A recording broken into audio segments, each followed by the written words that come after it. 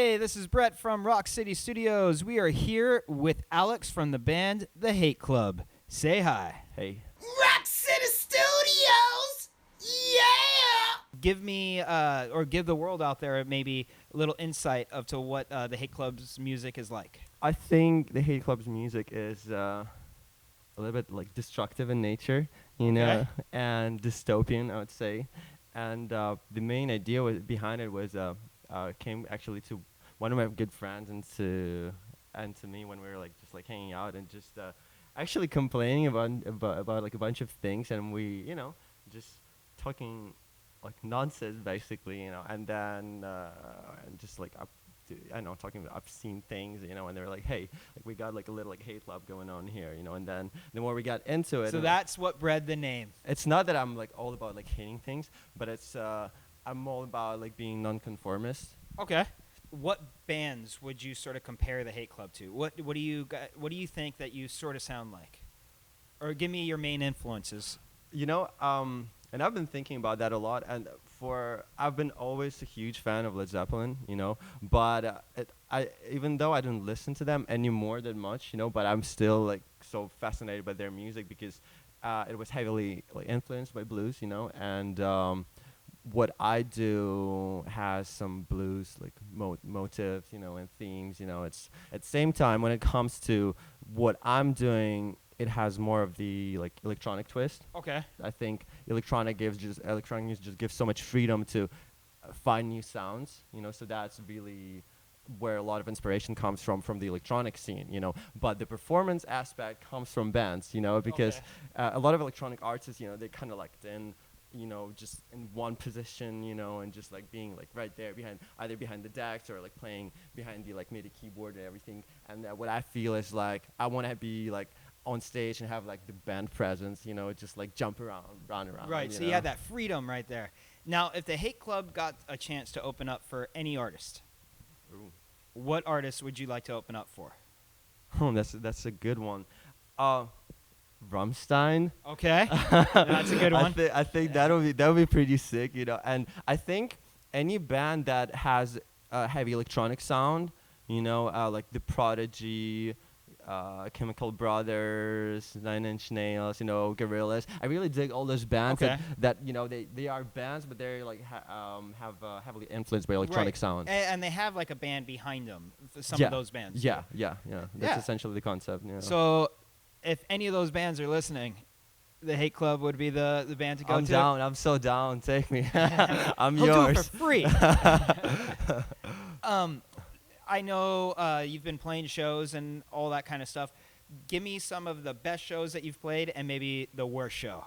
I think my worst show has nothing to do with like band setting or rock music or electronic music. I was a jazz cat like long ago back home like in Europe, and so my first show publicly playing as a jazz guitarist was the worst show because like, I need to hear it. I was so it was like so scary. It's basically where all those jazz cats would like show their skills, and I would come out and I got, a lot of it like is about improvisation. Yeah, so I went out and started playing, and I got lost in the middle of the the chorus that I was playing. I lost the chord progression, so I didn't understand where I was in the song. So I started feeling super awkward, and then audience started feeling that, and I was like just like.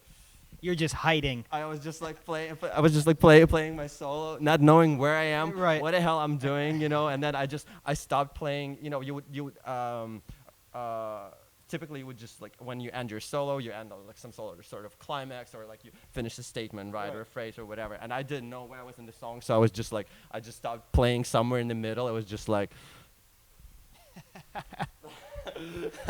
And like I'm done. And then and there was like complete silence, and I was just, oh my god, What was the best show?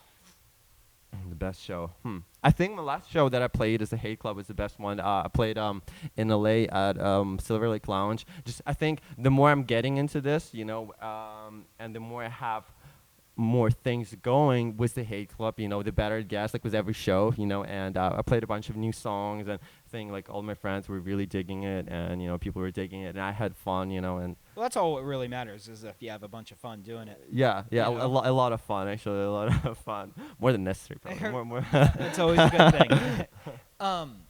with being in a band, it's always hard to, I don't know, make yourself unique. What do you think makes the Hate Club different than every other band out there? Since I was like a kid, I always wanted to do things differently no matter what, even if I'm wrong. Uh-huh. You know, so not necessarily to say that I'm doing anything wrong right now, but I feel like things that really are different with the Hate Club comparing to other bands is, first of all, that I already call myself a band and I'm the only member there. But I think playing the way I play, because I play using digital equipment like Ableton Push, and it's custom made Ableton Push. So basically, it goes like a guitar around like my waist. You know, Uh-huh. so like when you play it, it's like here, and like I always like seeing the reaction of people. You know, when they see it for the first time, they're like, "Oh, what the hell?" You know, What is that? Did a cyborg just come out on stage? Exactly. So I feel really the sound is different, and the way it is performed is different. You know, because the sound I spent like last year and a half just working on the sound, trying to get what I want to make, the kind of music.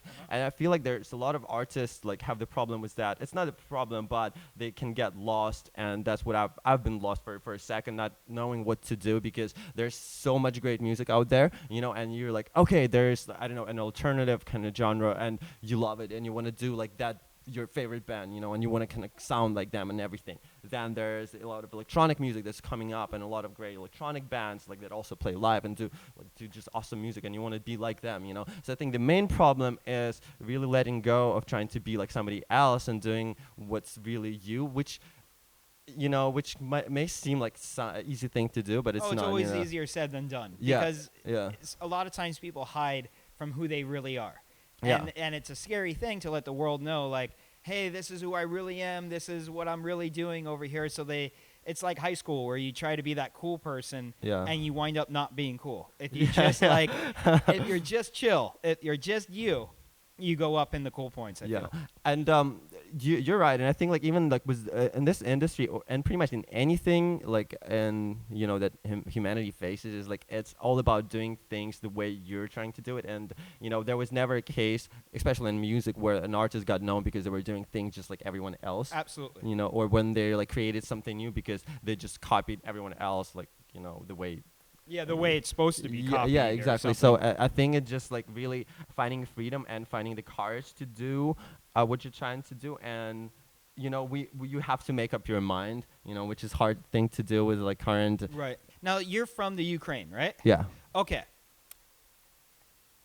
Were your parents supportive of you doing music and you coming over here and being like, hey, this is what I want to pursue in life? Did you have a good support system for that, or was it like a push and pull kind of thing? Oh, push and pull, definitely. And I think in a lot of times. And it must have been scary, too, coming out, you know, you're leaving and you're like, hey, I want to do this. And it's and before moving here, like I was still like fully determined to be a jazz musician or classical musician, you know, and I've been doing that since I was like 7, you know, and like, you know, I was just like actual like a nerd when it comes to like jazz and everything. But then, and my parents were always supportive, but sometimes there were like situations where my father literally wanted to break my guitar like off me. Yeah, I still remember that moment, him just saying, I'm just taking it away. Yeah. no more. Yeah, exactly. So yeah. One more note past 12 o'clock. Yeah. You're dead. Yeah. Or no, I think they just like have to bear with that. You know, right now it doesn't matter because I can do that by myself, and you know, I didn't need like anyone's support in doing Right. that. So I'm just gonna keep doing what I love, I guess. You know. That's a good thing. That's all somebody should do for their life. Yeah, Is just do what you love. Yeah, for in everything, in everything. Yeah. Is there a spot where people can find the Hate Club music? My website, which has all of that kind of on one platform, is thehateclub.xyz. So there are actually 2 songs and 2 different songs and 2 teasers, you know. And again, I think every time I play a new show, I put out like a new teaser with a new song. Well, guys, girls, everybody, ladies, gentlemen, germs, whoever is out there Germs. listening, go check out the Hate Club on YouTube, or the Hate Club. You know, better on Facebook. Let's do Facebook. Oh, yeah. I'm much more on Facebook. Yeah, Hate Club on Facebook. This is Alex. My name is Brett. We're over here at Rock City Studios talking to Alex from the Hate Club. Sure. Thanks, guys, for tuning in. Thanks, Brad. Thank you. Rock